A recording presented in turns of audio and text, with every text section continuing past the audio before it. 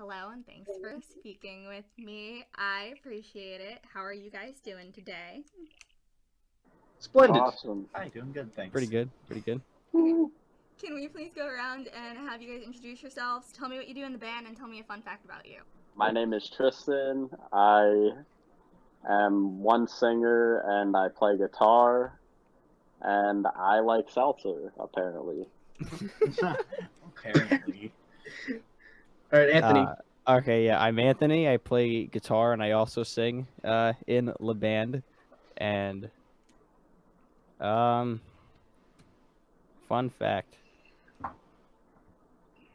Yeah, I have nothing. I'm Caleb. I play bass in the band, and during this quarantine, I have clocked 250 hours into The Legend of Zelda. So there's my fun fact. Woo! Damn. About time. Yeah, we've been going crazy. All right, I'm John. I'm the drummer, and as of 2 days ago, I have a nephew. Oh, Got it. Uncle John. Uncle. We have an uncle in the band. The other day, Tristan said we have an uncle in the band. We've made it.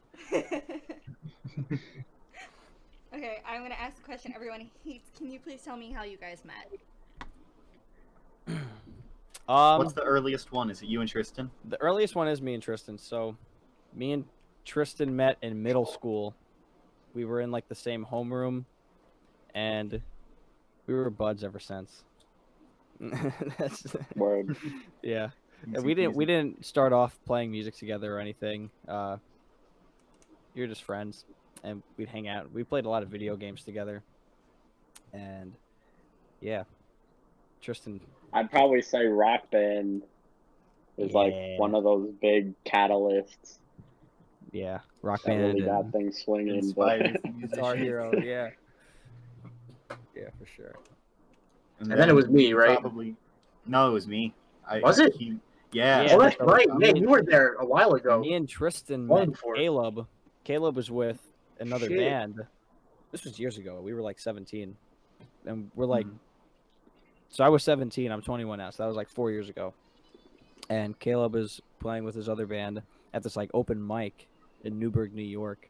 And me and Tristan weren't even in a band together yet. No, you weren't. That's right. So we met Caleb through the open mic. That they're just another group of dudes our age that were playing music and doing the same thing we were doing. And Yeah. And And then it wasn't until like years later that we actually clicked and started to play music together. yeah, everything kind of like fell into place. And then John, we met John at this like house show sort of thing. It was like a garage show. Also, like a festival. Yeah, Kind of festival styled. There was like 13 bands. I don't even remember. yeah. That it was like a teenage garage show festival, and it was cool. It was very punk. And John was playing with another band.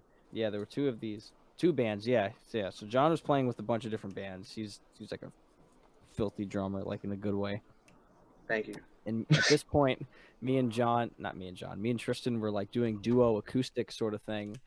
And I was sitting on a cajon and like using a foot pedal and a tambourine to kind of add percussion, like my sad attempt at getting drums in the band because we were looking for members. And we met John, and somehow like things just kind of clicked. We wanted him to fill in for bass for some shows. And then during a rehearsal, he was playing bass or whatever, and the guy who's drumming left, and then John hopped on the drums, and he was in a whole other world. So we were like John, listen to this song, John. it was one of the funnest rehearsals we've had in like a long time. Word. At that time, yeah. That was honestly really fun. We were just running through stuff, like just throwing songs at me, learning them like on the spot by ear, just running through whatever we could. Just it was really interesting, and it sounded a lot better than we thought it would. Yeah, it was a beautiful thing, and even then it wasn't like all right, you're the drummer in this band now, because he was still playing with other bands and stuff. It was like sort of like a fill-in bassist, but and not bassist like the instrument bass, but like on a bassist. Like the status of his involvement was like the position know. was up in the air after that Yeah, rehearsal. yeah. It was just like, all right, we still have stuff to figure out. Obviously, we need to figure out what's going to go on. Yeah, and me and Tristan didn't harp on it too much, and like as we got more gigs and as we started like doing more things, there was just more opportunities to be like, hey John, you know, you want to come and play. And then after John came, that's when Caleb started playing with us, because then we needed a bassist. Yes. Caleb is a guitarist that we In Greenhouse Lake, shout out. Greenhouse Lake. Well, Yes. but at this point they weren't Greenhouse Lake yet. No, we weren't. They were the absolute zeros. Yes. And But that has nothing to do with us. It was about when you picked me up to play bass. Yeah. I've never played a bass, and then I just hopped on for you, and it was really fun. yeah, because the thing was, me and Caleb were going to college together, so we'd see each other like every day, and he would tell me about what his band was doing.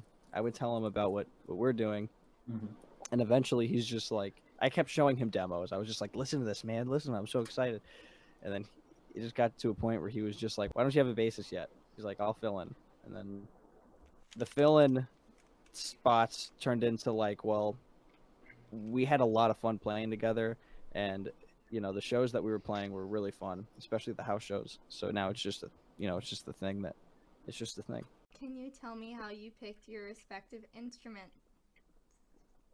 Ooh. Plural, I guess. Let's do this in the same order as the introductions. We know how Caleb got on the bass. Yes. Yeah, that was established.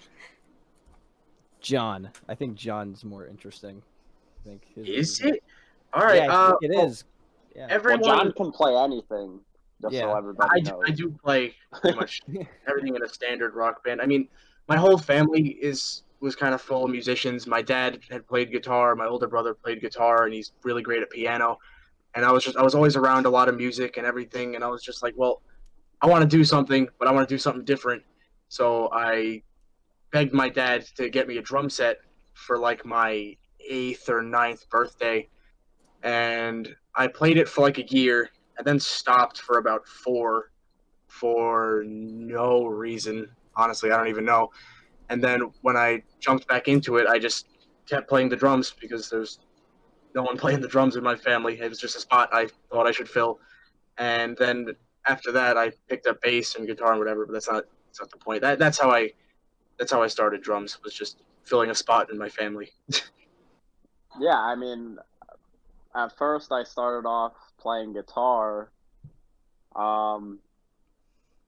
Yeah, and like I said before, like Rock Band, surprisingly, it's like one of those major catalysts in like making me want to learn like how to play guitar and bass and all that. Me too, honestly. I'm not gonna lie. Huge motivator. Playing Rock Band drums, it helped a lot. Seriously. Thank you, Rock Band. Thank you, Rock Band, if you're hearing this. But anyway, yeah, I went to this music academy, well, academy in quotes, but it was like a small music school, Talento. And this guy, Carlos, he was from Cuba, and he was a really cool dude. And that's how I learned how to play guitar, from Talento. And yeah, the first couple bands I was ever in, I played bass. But this 7 on Pump 1 was like really the first time I ever played like guitar in a full band. So That's the perfect spot for you. And you flourished, my friend. You Seriously. flourished. This song, nah, I'm not, You just gotta so hear these everybody new knows, songs. I am not the best guitar player. yeah, Just so everybody you're knows. a great You're a songwriter. great guitar player. I'm sure you've heard the EP, I'm more of like the rhythm guy, I'd say. but like the new stuff, I think like the stuff that Tristan's writing on this new project is really exciting. Like I think I like what Tristan's writing way more than the songs I've been writing. Like his so No, but in the end, it's all of us. We all contribute to the song, and that's what makes it special, you know. That is true. Anthony, how'd you start on guitar? it's pretty cool. I was like, I want to play guitar, so I started playing guitar. That's pretty much it. That's it? That's pretty much it. Yeah, no, I just wanted to play guitar. And I started off like just playing for fun, and I actually loved singing. I would sing a lot growing up. And guitar was just something that wasn't that serious. And then I wanted to get way better at it so I can join a friend's band. And then, you know, after all that, I just kept playing. Started going to college for it, and just I think I've grown the most as a guitar player through this band, though. It's just been the funnest thing. Anthony, I remember seeing you as a bassist in earlier bands. Yeah, so that's right. it's really I started cool off to at bass.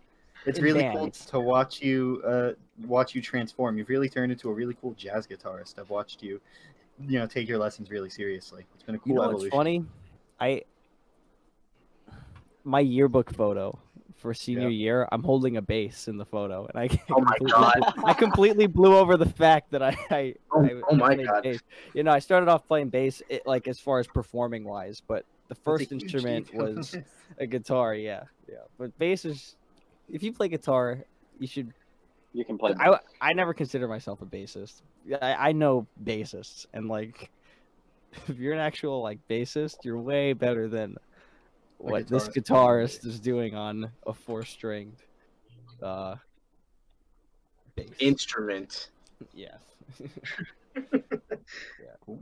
Someone mentioned that someone was a jazz guitarist. I actually, fun fact about myself, I was in jazz band up till college.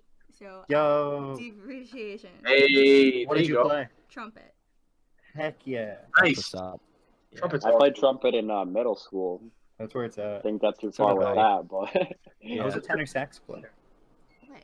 I was the drummer. Drummer. Well, you want to know something? John, What I do? he made it to like all state finals or whatever. Oh Jazz yeah, drums. I was in all county jazz for Okay. Orange, and then I made alternates for all state. What?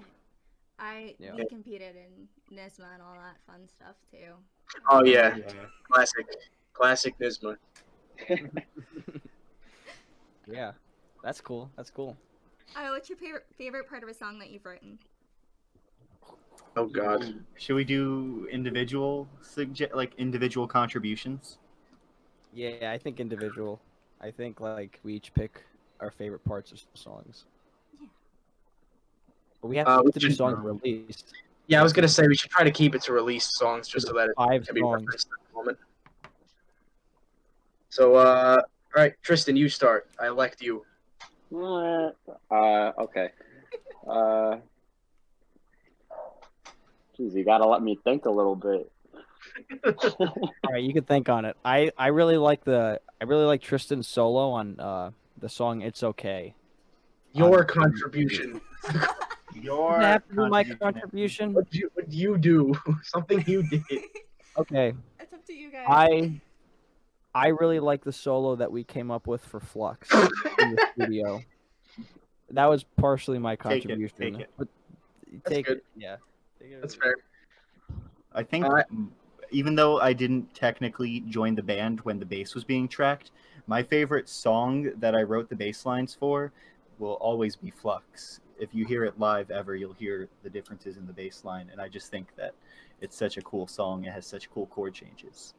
So I think my bass line would probably be my I favorite part. agree with that. I agree for sure. I like the bridge and blur, personally. I think Ooh, that's fun. the way we took like the Love those. progressive aspect of that bridge, I'm really proud of. The best part about that EP is John tracked like all the songs in like Less That than a was one day. day. yeah. That was You did it in like 1.5 hours. It John was like did February 9th, I think, was the date. And then the EP didn't actually come out until months and months after. It was grueling. Yeah, John was the most efficient in the whole recording process, I'd say. And then after that, he was just sitting and watching us be less efficient. Yeah, exactly. For months. And eventually I was just like, yo, let's put tambourine or something in his bridge. And I just started adding like shakers and stuff to fill my time. And it actually ended up sounding amazing. So I'm happy with it. All he did while he waited was laugh at us. It was Yeah, fun. that tambourine was on fire. Yeah. You come up with yours, Tristan? All I gotta say is like the whole recording process. I know it's a cop out, but like just collaborating, like even writing in the studio. that would like be the most ideal, but we weren't necessarily under like a time constraint, but I just gotta say, just coming up with stuff on the fly. Yeah, It's definitely. just I have to agree with you. just to make different recordings There was special. a lot of times Just where, like little things, like John just said, tambourine. Yeah. I mean, it's just we wrote a lot of harmonies in the other room while Oh you my guys God, were yeah, tracking. we were just Yeah. trying to come up with stuff while we were in the studio. It's not. I mean, it's a different. But no, There was this accordion that was in the studio, and I really wanted to use it, and everybody told me no. It was Understandably. yeah, you have to learn how to practice restraint with that idea. You want to throw in so much stuff. there was this like toy accordion, and it sounded so annoying. Yeah, And you get caught up trying to layer stuff in, but only like 10% of it is actually worth putting in. Yeah. What was your favorite part of the studio process? Like the recording process? Probably some of the spontaneous creations we would come up with in the fly. Like John, John? Did you track the banjo on "It's Okay"? I did track the banjo on "It's Okay." I remember that. Honestly, if you listen to "It's Okay," Yeah, you won't. You will only notice it once you take it out and then put it back in. It's very textural, but once you hear it, that was great. It was great. I'm sure if we soloed out just the banjo take, you'd be like, "Oh, it's okay on the banjo." Like it was cool. It added to it. So. I mean, my favorite part was the one day of doing all the drums. I like playing drums and recording them. It's fun. I don't know. Want to know what I liked? I liked how almost every single morning when we did a session, one of us brought a box of donuts. Oh my God! The amount of donuts that we ate. So many donuts. No reason. I always so many carbs and sugar. For real, dude. Every single session, it was like, all right, who's getting the donuts this time? We had a rotation. Horrible idea. Amazing idea. So I'm gonna segue into a question that's gonna help me through my quarantine. I've personally been listening to a lot of albums in full while I'm home. Mm-hmm. So what music have you guys been listening to while stuck at home? Caleb, that's a Caleb question for sure. I'm going first. I already have Spotify open. I always go all over the place. I'm so ready.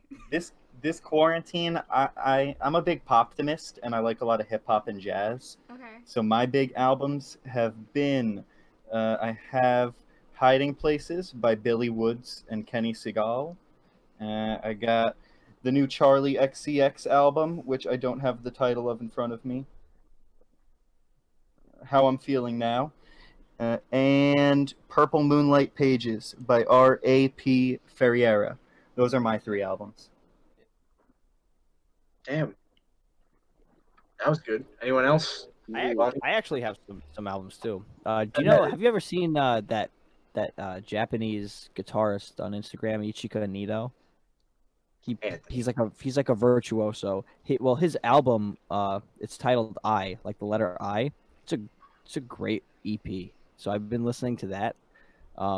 He has like very like cool lo-fi, clean guitar tone going on, and he's like, and it's very math rocky too, and he's virtuosic. Like his playing is insane. So I've been listening to that, and there's this band that's local to us. They're called the Blue Chips. I've been listening to their latest release. Illegal Machine? Yes. And I really love that whole album. That's a great album.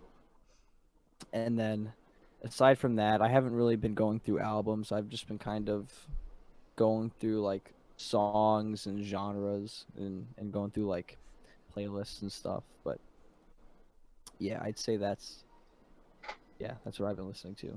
I don't necessarily have albums. I listen to just bands as a whole, as a group. I'm all over the place right now. I'm listening to a lot of Meshuggah because nice. It's just, I love Meshuggah so much. Except I'm also listening to Eminem. I'm revisiting a lot of old Eminem stuff just because, why not? Other than that, I'm also listening to Polyphia a lot, which is an odd 3, I know, but that's what I've been That's what It's I think. diverse.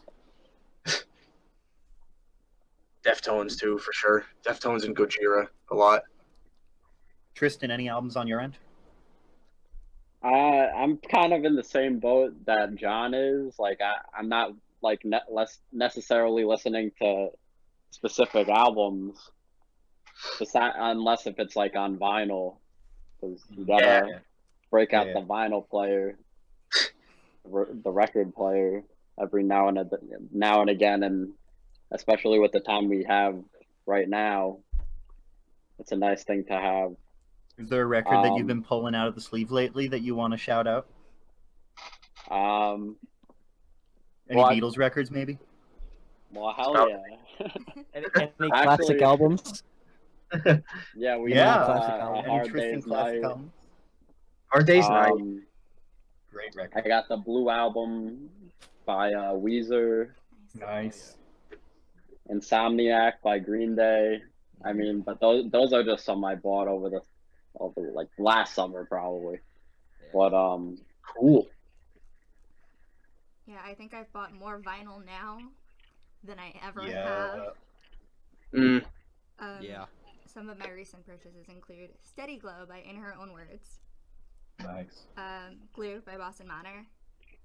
And my latest purchase was Holding Absences, self-titled. I think now's a good time to plug that there's another Instagram account that we have called Tristan Holding Classic Albums.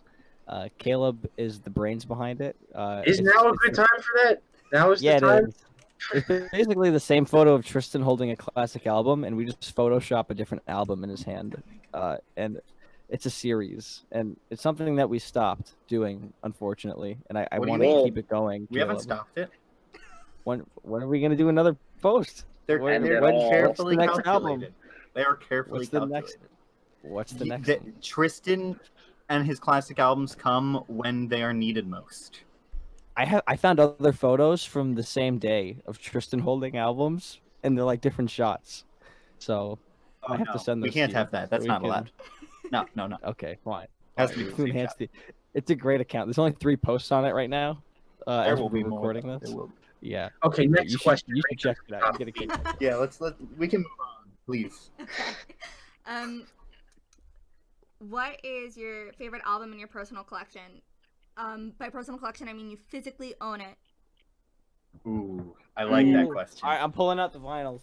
I'm ready. I can already tell you mine. I don't even have to pull it out. It's sitting right there on the top. It's Mad Villainy by Mad Villain, MF Doom, and Mad Lib's hip-hop collaboration from 2004. Cool. I have to go check, actually. Wait, the question was, what was our favorite physical Yeah. copy of music we have? Yeah. I'd say I have a couple of records that I inherited from my parents. That's cool. My dad has none of you people know I'm a Beatles fanatic. So I have a Sgt. Pepper record on picture disc that my dad had when he was young. Jeez. That's incredible. I did not know that, actually. That's sick. That's cool. I've got System of a Down's first album, their self-titled album. That's probably my favorite, only because I don't have a ton of vinyl because my player broke recently. But that would probably be it. That's awesome. My favorite is I have it's a limited edition Green Day vinyl, and it's like transparent blue, and it's them playing Warning live in Tokyo, and it's really great. I love it. It was a gift, and it's something that to this day I cherish because I like it. So, yeah. I asked this question, and it kind of leads to something I personally like talking about because I feel like vinyl's had this huge uptick recently due to streaming services like Spotify. So what is your opinion of streaming services like Spotify? As far as making a living as a musician, the times have changed. Because you can make a business from selling a physical product because there's something a bit tangible with it. But with streaming services, the way that they have to distribute money and the way that they expose artists on it, to essentially gain the streams that would allow them to get the money. It puts bands like us in a position in which, you know, we kind of have to follow like not that there's anything wrong with like serving the algorithm or anything like that, because Spotify in itself is a business, and you know, bands like us, we have to be very active on Spotify in order to get on playlists and in order to fall correctly into the algorithm such that we're getting exposure that's conducive to growth as far as like an audience is concerned. So, I mean, it's good and it's bad. I honestly I can't even generate a clear thought on the subject, but I can see that. I can see it being I good wasn't and bad. expecting that question. Wow, that was a very deep question. It went from icebreakers to like the music business really quick. They're definitely good in some areas. It's just that like there's a lot more of them coming out as time goes on. I mean, and the more of them that there are, the more there's just, you know, power struggles between them all, and it's just going to get oversaturated and confusing. And we're going to want to find another way out of it. I mean, I don't know what that could possibly be at the moment, but I mean, it's gonna change into something else eventually. Maybe not something completely different, but it has to, because it's gonna be oversaturated. Yeah, I think- I can no, finish the Anthony. thought really quick. No, I think we're gonna install music players in our heads, and I think that's gonna be the way. We'll just have all the Neuralink. music in our head that we want. Get Elon Musk with Neuralink. Yeah, They team up Neuralink. with Yeah. Apple. The Neuralink shuffle. Honestly. You know, because what you make from royalties for a stream or for a performance of your song is, you know, it's pennies.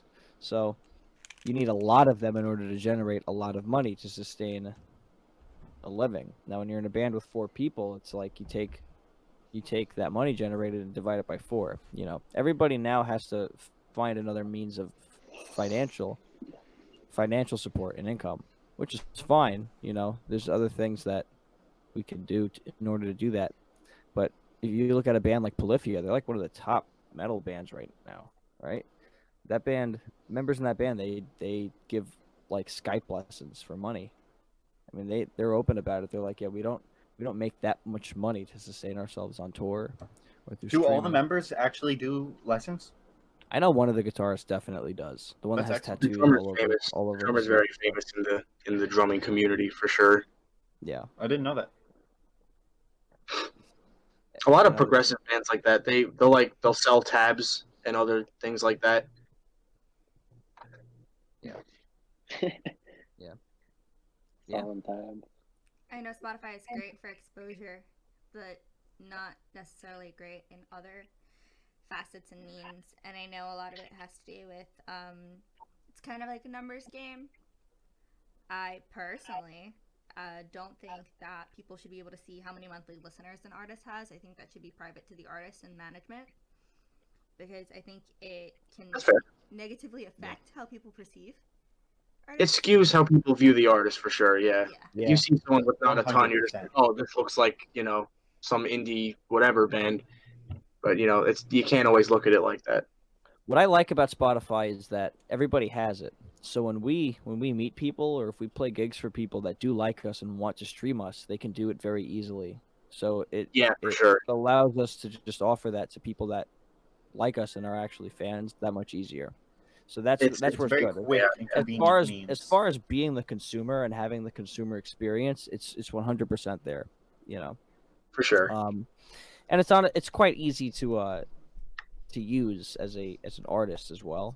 Like, they do give you resources to kind of be on top of it. But unless if you're like big, like Taylor Swift or like Bruno Mars or Ed Sheeran or whatever, like don't think you're going to be making a very, very lavish living off of it. Mm-hmm. You know, even they get their money from other sources. Like, it's not just Concert tickets, merch. Yeah. Live shows are probably one of the biggest The ones. merch hustle's incredible, I'd imagine.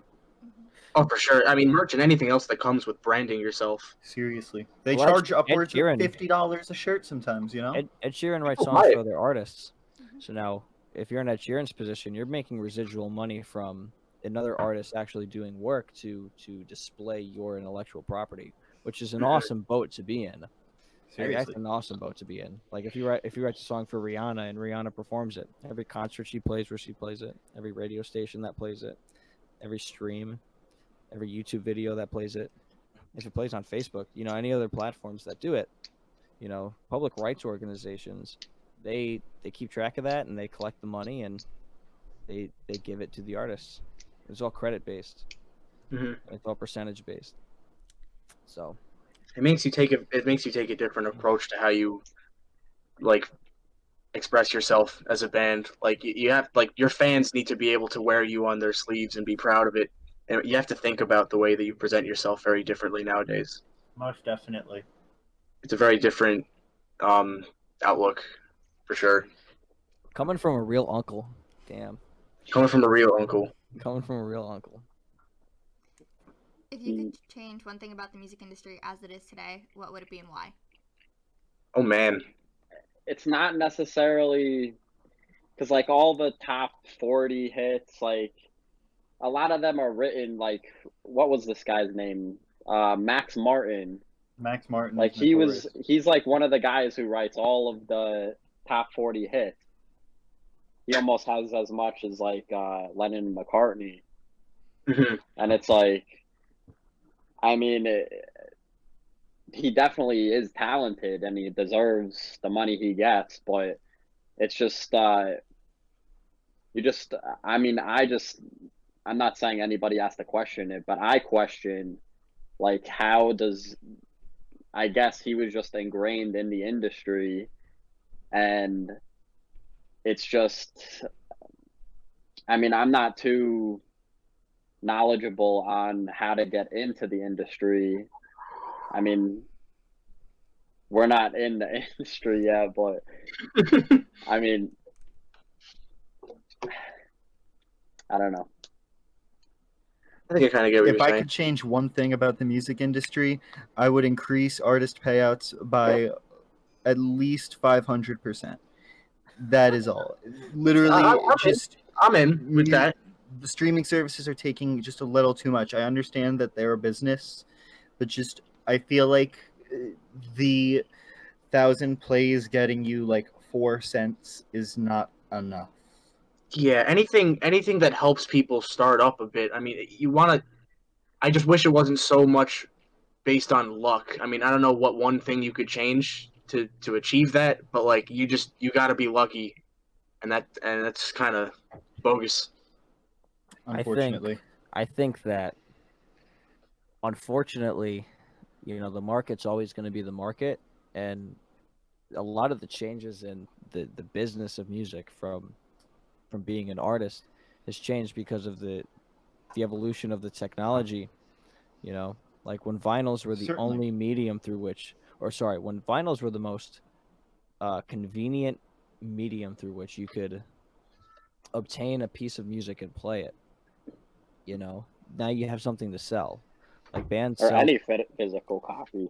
any physical copy, because you can actually sell that. You get all the materials and resources and labor you need in order to produce this product, and then you sell it for more than what it costs to do that, so you can generate profit and grow the business. I mean, that's the market is the market, and it's gonna keep changing. And like Yes. Caleb kind of joked about it earlier, but if there's like Neuralink and we have like just music playing in our head, it's gonna change, and it's always gonna change. And as far as making a living doing it, sure, like you can join a union, but like,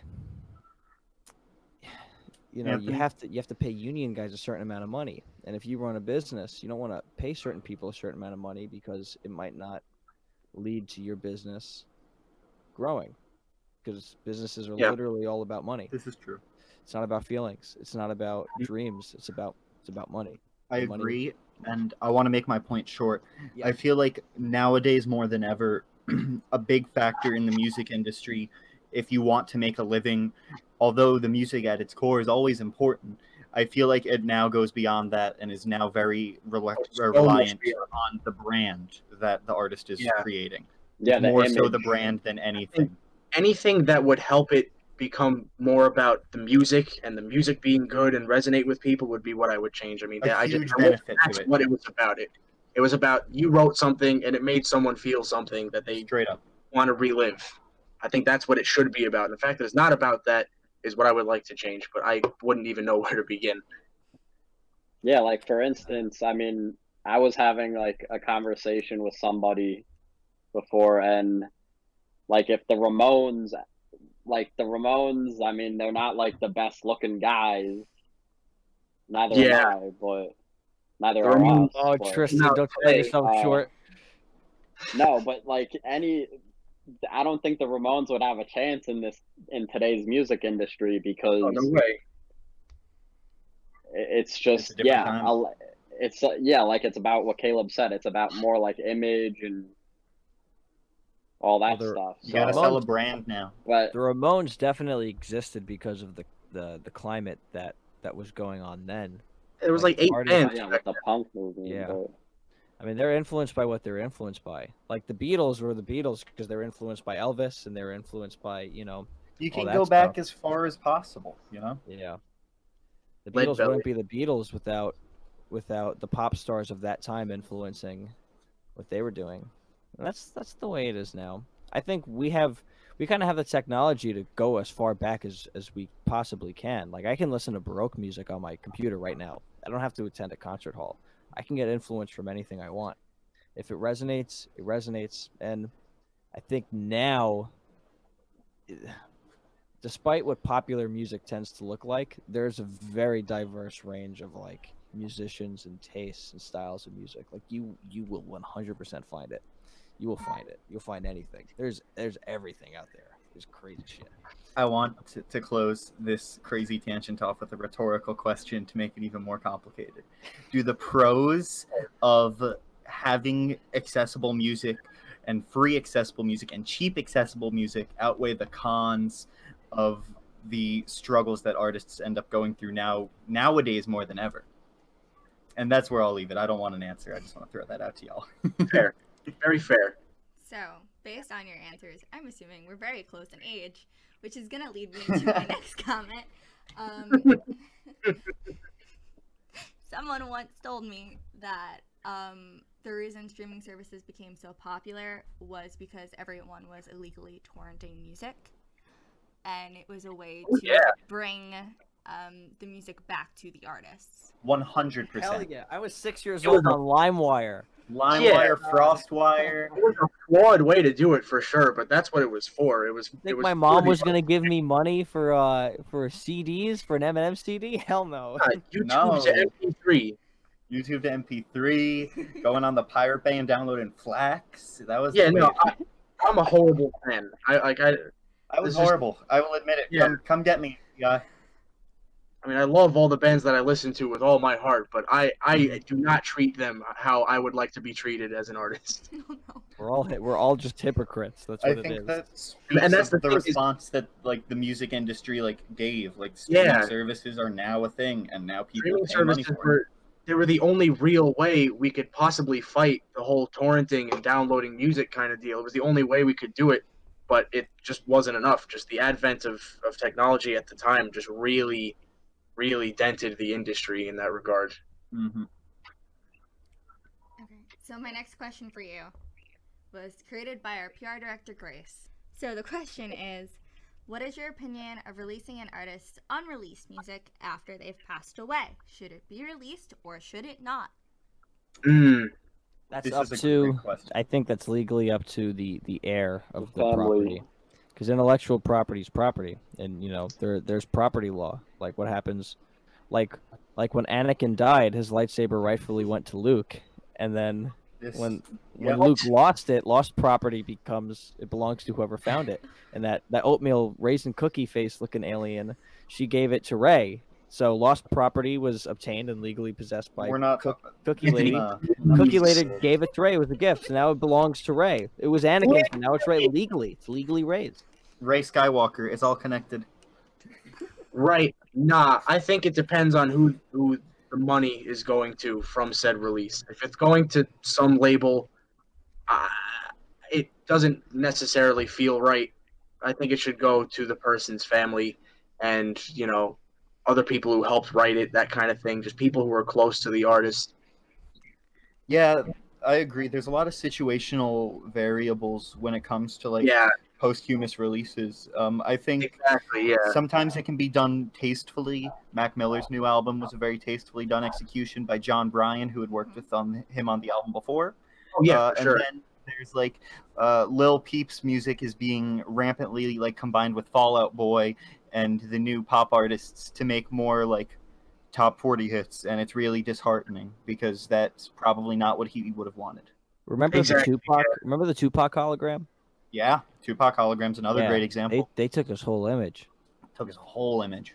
Yeah. It sounds messed up on paper. But in But I mean, execution, the thing is, how bad is it? it depends how depends. you look at it. Because if you look at it, you're immortal. Like Tupac, he's a Tupac's immortal hologram. Exactly, and Yeah, it's just yeah. and Tristan knows I something. mean, as that we long don't. as it's going to a good cause, if it's going like if the profits are going to the family Tristan's been to Cuba. or I don't know, a Yeah. charity of some sort, then I think it's because the artist's main like goal, I'd assume, is to entertain, and Yeah, you have a point. So, Caleb hit the nail on the head on why we asked this question. So congrats on that. Hey, thank you.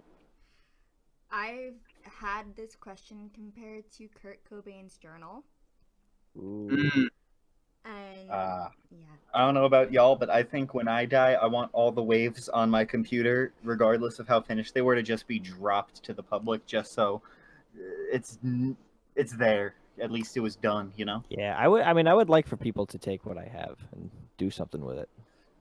Like I I mean, don't want to be a hologram, though. as far as the intellectual property goes and money or whatever, and at this level, how much money are we really talking about?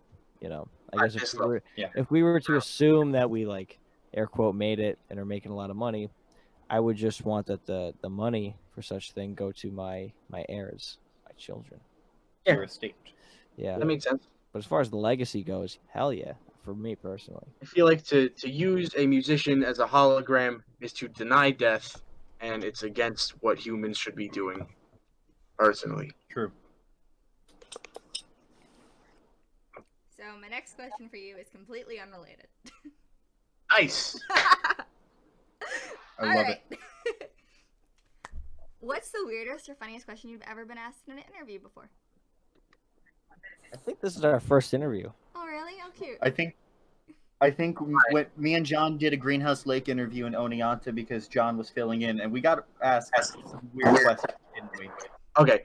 Yeah, I've participated in a number of interviews, but I think by far the weirdest, technically weirdest, would be coming from that Oneonta one where they asked us what our favorite cereal was. Yes. Don't know what that was quite what There that was was no for. purpose. Okay, so since you told me the question, please answer it. God. Cinnamon Toast Good Crunch. question. We don't need to argue. I have it right in my drawer, right here. It was almost a unanimous decision too that it was Cinnamon Toast Crunch. Me and Tristan weren't at Oneonta. John and Caleb were doing Greenhouse Lake stuff. I can tell you the whole experience was something else. It was this public access show called the Mr. Phil Show. And Mr. Phil and his co-host, they are great people. They're swell people. All right. I personally like them. But the show was a very interesting experience. It was like... It was recorded on like 80s cameras, and I felt like I was on Tim and Eric. Or that It was a another blast show of on the Adult past. Swim. Yeah. It was very... Oh, no, continue. Sorry. It was just... Yeah. Okay, so we have Right. a Yeah. question that follows this one.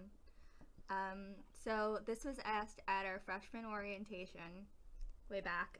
The question is, if you can be any item in the kitchen, what would you be and why? Ooh. He sounded so excited for this question. Ooh. Tristan Finally. would be a can of seltzer. that's not a kitchen appliance. Item. Wait, item. are Any we- item in the kitchen. Any item. Tristan, do you keep seltzer in your kitchen? You don't need to answer Sometimes. that. Of course, it's a yes. No. Pizza cutter. Easy. Okay, tell me why. I just think it's the most superior instrument. I think it's the most useful. I think it's just the most innovative and genius thing that could come out of a kitchen utensil. So that's why I would choose to be the pizza cutter. Oh, this is hard. That's right. No one's got any other answers This now. is a hard question.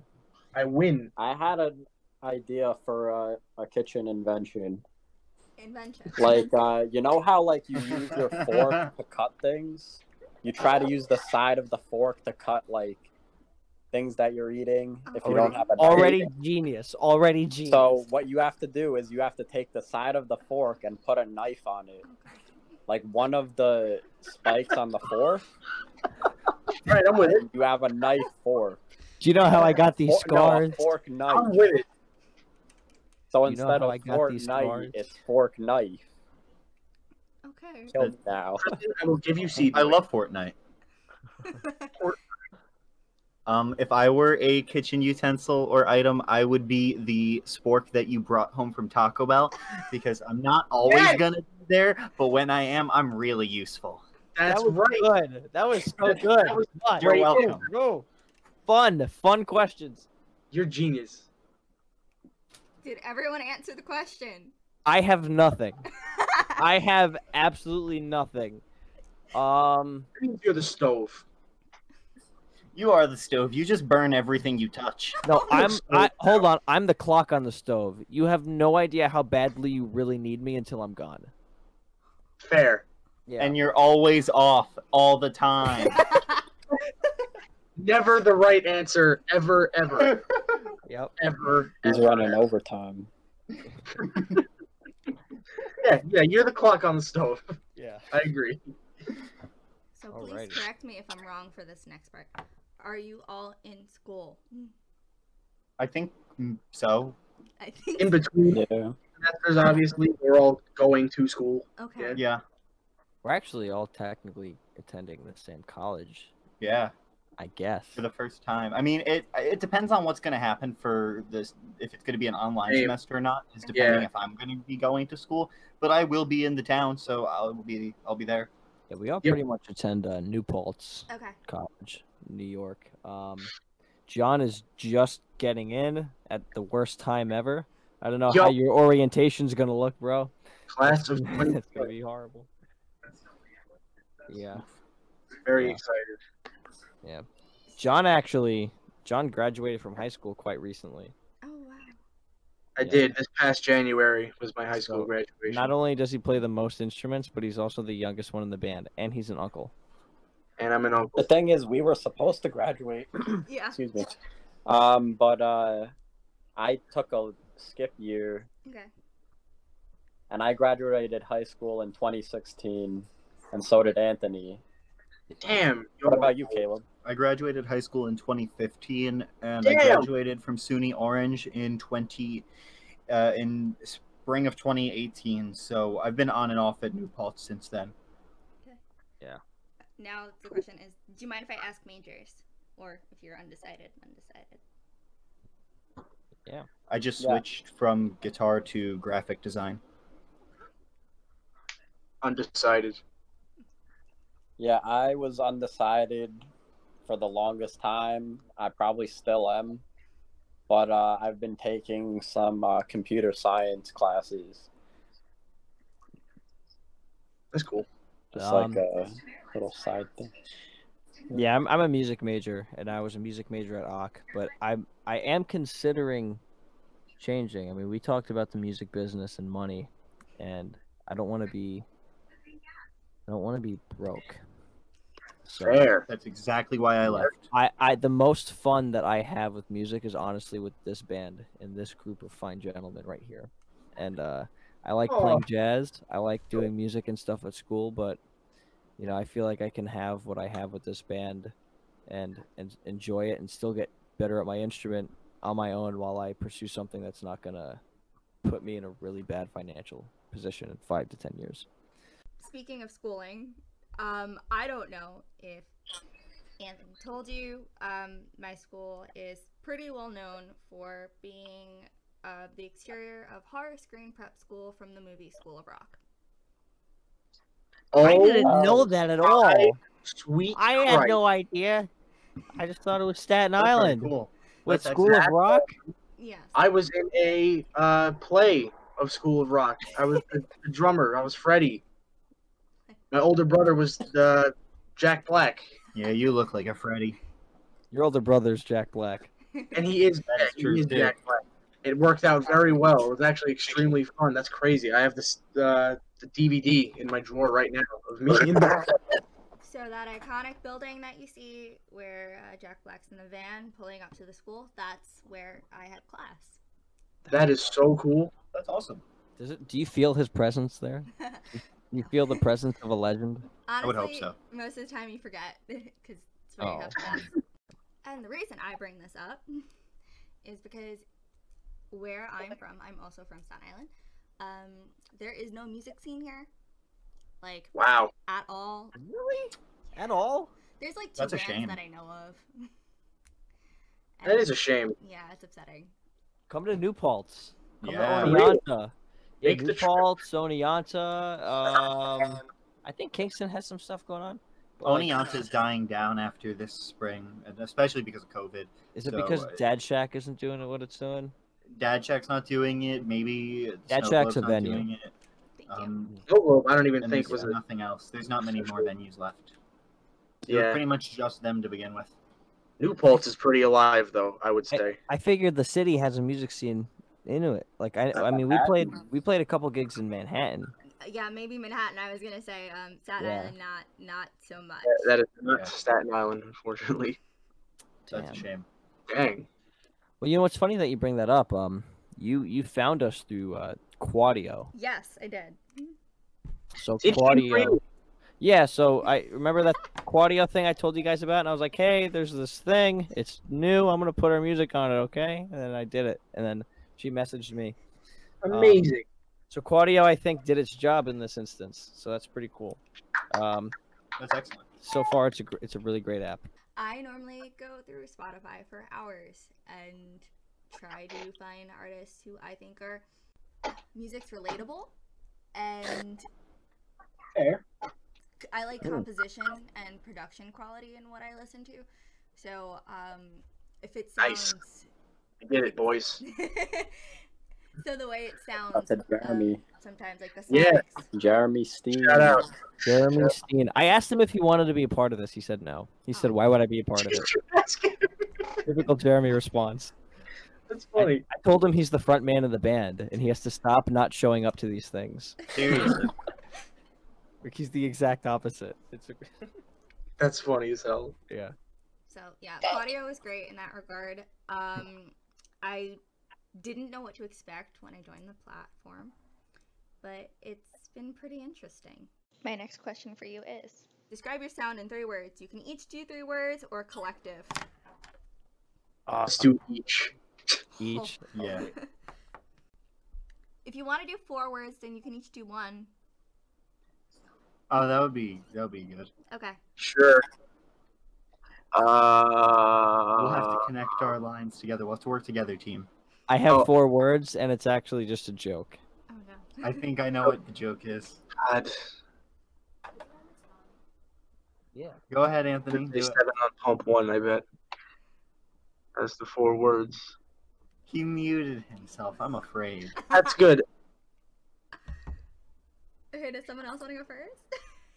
I pick rock. That's a Okay. great start. That means I win. Means I win. Damn. Good luck, everyone else. All right. Rock. I have mine. It's I'm a drifter, God. and Do it. I'm a drifter, and yeah. Yeah, if you really want to sum up our sound, I guess you could just listen to Driftwood, our single. But we do God have more help music you than if that. this is an interview. I don't know. Anthony just told me to talk about that song to be prepared for this interview, so I'm I just ready said to talk about I said be prepared to talk about Driftwood. I am prepared to talk about Driftwood. Okay, so tell I'm me about not. Driftwood. All right. Driftwood is kind of a unique song in the fact that it's very much. Yeah, I knew you were gonna laugh, John. It's unique in that it's very much the influences of the band written on our sleeves, just through Anthony Sappy heartbreak lyrics. So it's unique in that it's not unique. Is my point. Okay. And I agree. I it's just agree. a staple, and it always works at the shows, and people know the song. It's awesome. Yeah, it definitely works at the shows. So my last question for you is, what would your goals be for 2020? We can do the year of 2020 or the decade of 2020 because the year's kind Let's of do been the canceled. decade. Okay. Mm. 'Cause I feel like the decade is a little more promising because this year has nothing left for us given the circumstances. Oh yeah, For there's the not. band? For the band or for ourselves? The band. I would hope the band. That's Well, I have a lot going on. I have room for. I have enough hope and dreams Yeah, for everything. Same. I, But let's talk about the band because that's one of my hopes and dreams. I think I would like. What do you? I was gonna say just the 18 songs that we have to put out is just get them out. That's my hope. Yeah, I that would want be priority. those out. I Is that definitely we want. managed to even do Yeah. it. I want the 18 songs out. I want the 2 music videos that we have to make to be done and out.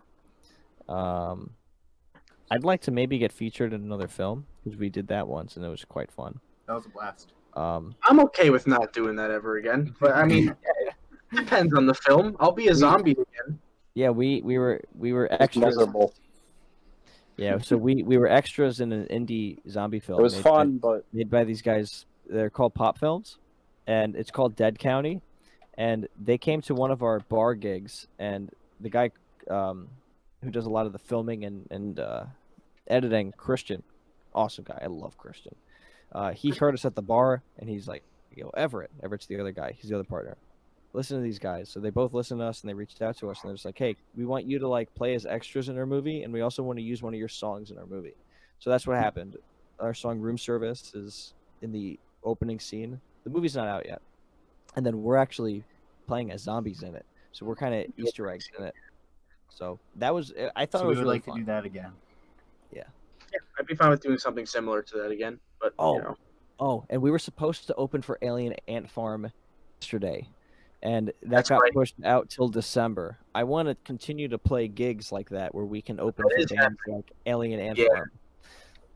Maybe not quite. I want not that to be a thing. I want that to be a thing. Yeah, not quite Alien Ant Farm, but we're getting there. That's like the line. Okay. So fine. Okay. So I guess we'll just kind of wrap this up because it's been a very long time and I really don't want to keep you guys. Sure. Sorry. No problem. Thank you again for doing this. It was a lot of fun. Lots of conversation. I appreciate that. Yep. And yeah, thanks again. And Thanks for having us. okay. Thanks for having us. thank Yeah. you. I was like, Thank you. Yeah. I hope you guys enjoy the rest of your evening. Alrighty, you too. you too. Yeah, you Thank too. you Stay Take safe. care. Good night.